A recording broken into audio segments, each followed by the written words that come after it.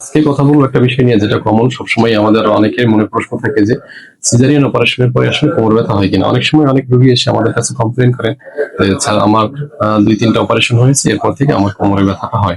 আসলে কোনো অপারেশনের পরবর্তীতে যদি এমন মনে হয়, আমি যেটা বলতে চাই যে সিজারিয়ান অপারেশন অথবা পিঠে ইনজেকশন দিয়ে, যে মেরুদণ্ডে যে ইনজেকশন দিয়ে অপারেশন গুলো করা হয়, এর কোনো অপারেশনই পরবর্তীতে কোমর ব্যথা হয় না। আমি একজন পেইন মেডিসিন বিশেষজ্ঞ এবং অ্যানেস্থেসিওলজিস্ট। আমি 12 বছর যাবত অ্যানেস্থেসি নিয়ে কাজ করছি। আমি অনেক হাজার হাজার অপারেশন অ্যানেস্থেসি দিয়েছি। কত হাজার দিয়েছি সেটা আমার কাউন্ট করে নেই, তবে হাজার হাজার দিয়েছি। স্পাইনাল ইনজেকশন অনেক দিয়েছি। এমনকি এই কারণে কখনোই কোনো ব্যাক পেন নিয়ে কেউ আজ পর্যন্ত আমার কাছে আসেনি। তাহলে আমরা এখান থেকে ধারণা ক্লিয়ার করবো যে পিঠে ইনজেকশন দিয়ে যে অপারেশন করা হয়, এখানে কখনোই কোমরে ব্যথা বা ব্যাক পেইন হয় না।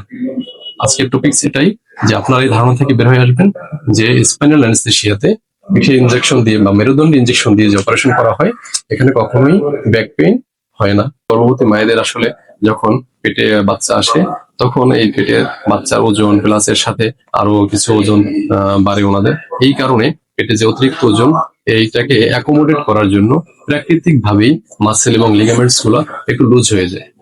এবং আফটার ডেলিভারি, সেটা নর্মাল ডেলিভারি হোক অথবা সিজারিয়ান সেকশন যেটাই হোক না কেন, ডেলিভারির পরবর্তীতে এই মাসেল এন্ড লিগামেন্টস 100% পূর্বের অবস্থায় ফিরে আসে না। এবং এই কারণেই কিছুটা একটু এলোমেলো অবস্থানে থাকে। জয়েন্টস গুলো একটু নরমালে থাকার কারণে কিছুটা ব্যাক পেইন হয়। এবং ব্যাক পেইন হওয়ার আরো অনেকগুলো কারণ আছে। আজকে শুধু বলবো এতটুকুই যে স্পাইনাল অ্যানেস্থেসিয়া দেওয়ার পরবর্তীতে আসলে কখনোই কোমর ব্যথা হয় না। তো আমরা দেখবো স্পাইনাল অ্যানেস্থেসিয়া আসলে আমরা কোথায় দেই। আমরা অনেকে মনে করি যে অ্যানেস্থেসিয়াটা মেরুদণ্ডে আসলে জয়েন্টের কোথাও দেয় কিনা, এমন কিছু আসলে তা না। দেখেন, আমাদের মেরুদণ্ডে পিছনে এটা স্ট্রেট কোন হাড় না, এখানে অনেকগুলো হাড় যুক্ত থাকে। আমি জাস্ট কয়েকটা স্যাম্পল হিসেবে দিয়েছি যে ভার্টিব্রা গুলা, এক একটা ভার্টিব্রা থাকে। ধরেন এই 1, 2, 3, 4 এভাবে 33টা ভার্টিব্রা থাকে আমাদের, 13 নাম্বার।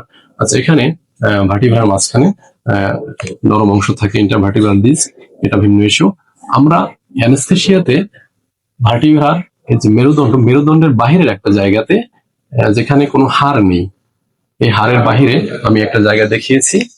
এখানে এই স্পেসটাতে এটা একটা স্পেস থাকে ব্রেনের সাথে কানেকশন।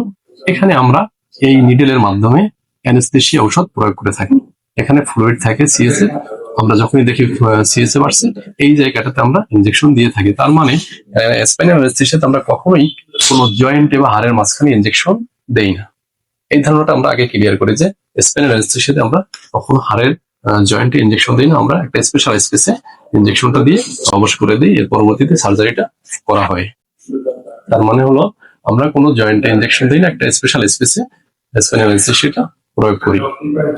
আচ্ছা, এখন আমরা যখন ইনজেকশনটা দিই, জাস্ট মিনিমাম টিস্যু ইনজুরি, একদমই মিনিমাম টিস্যু ইনজুরি, জাস্ট আমরা স্কিন পায়ার্স করে ভিতরে একদম খুবই জেন্টেল হ্যান্ডে গিয়ে এখানে ইনজেকশনটা দেওয়া হয়। এবং স্পাইনাল অ্যানেস্থেসিয়া যখন দেওয়া হয়, একজন স্পেশালিস্ট ডক্টর অথবা যারা ট্রেন্ডার, তারা এই ইনজেকশনটা দিয়ে থাকেন। হ্যাঁ, এটার কারণে কখনোই আপনাদের ব্যাক পেইন হবে না। সবাইকে ধন্যবাদ, ভালো থাকবেন, থ্যাংক ইউ।